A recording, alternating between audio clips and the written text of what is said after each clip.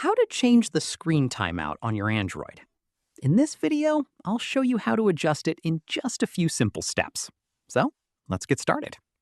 First, open the Settings app on your Android. Now, scroll down and tap Display. Scroll a little further and tap Screen Timeout. Here, you'll see several timeout options, such as 15 seconds, 30 seconds, 1 minute, 2 minutes, 5 minutes, and 10 minutes. Simply tap the duration you want to use. If you want to save battery life, choose a shorter timeout.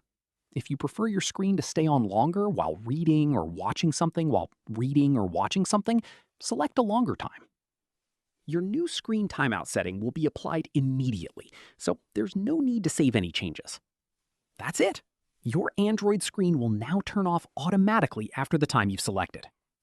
If this tutorial helped you, don't forget to like, subscribe, and turn on notifications for more Android how-to tutorials.